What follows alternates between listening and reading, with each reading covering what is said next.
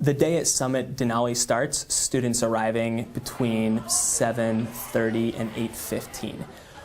Once a student walks in the door, she immediately starts with her personalized learning time, grabbing the Chromebook, logging on to her personalized learning plan, and going from there, working on the playlists that correspond to the goals she has set. At 8:25, she's going to head to her first project block. This is a 2-hour block, either humanities or math and science. In this block, she's working on a skills-based project facilitated by the teachers in that class. Afterwards, there's a short break, and then all students re-enter and go into their personalized learning time. This is the time that it's a complete one-to-one environment, and this is where students are progressing through their content playlists, taking content assessments at their own path, at their own pace. Following that is PE, and so students have PE twice a week, and this allows them to explore physical fitness as well as yoga and other mindfulness strategies. Then they have a block that we call Summit Reads, which is a time for them, students, to read a common text, to build reading comprehension that's capped by a Socratic seminar to develop the academic literacy that we want them to develop here. After lunch, the student's going to return back to her second project time block. So if it was humanities in the morning, now it's math and science. We're working on an interdisciplinary project or a collaborative teaching project in the math and science class. Day ends at 3:15, and students who want to stay after are able to stay after and do personalized learning time just like they had done earlier in the day. Take a look at this more simplified version of the Summit schedule to give you an example of how they're using time.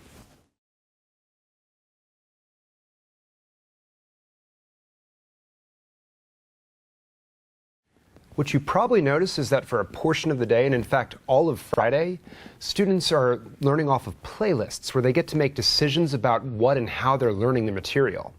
Summit thinks of this as that PLT, or personalized learning time, and it's worth digging in a little bit more to understand this concept more deeply. We were surprised. We thought that one of our biggest challenges was going to be the norms and expectations and keeping students on task during personalized learning time.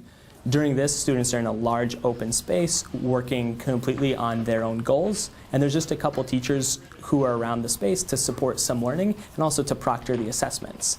What we found was that student engagement went through the roof. Students took to this with minimal guidance and minimal instruction because they're excited to drive their own learning. They're excited to be able to pick what they want to work on, and also to pick when they're ready to take their assessments. On our end, we're supporting students who are eager to take these assessments and show what they know. Their ownership is the key to their engagement. During personalized learning time, a student logs in to their personalized learning plan, and it shares with them everything that they need to work on, all of the content that they have not yet shown proficiency on, and everything that they actually have shown proficiency on turns green, and every single project that they need to work on is all in one place. Now a student has a choice to drive their own learning and to know exactly what they need to work on next. If I would like to work on a piece of content, then I go ahead and I select that content, and it shoots me over to a curated list of resources where I can learn exactly that piece of content, and I can self-assess myself, and as soon as I'm ready and I take an assessment, I can show my understanding right on the spot, and then I would go ahead and come back to the plan, and instead of being white, it would turn green to tell the student that indeed you have shown a certain level of proficiency. And at Summit, when students aren't in this personalized learning time, they're in project mode, where they're working with their teachers on the skills that they're going to need and applying that knowledge. And the essential thing is that students get experience working independently, in small groups, in teams, which is just going to help them immensely when they get out into college and, frankly, the workforce, where those are the kind of environments we're all working in.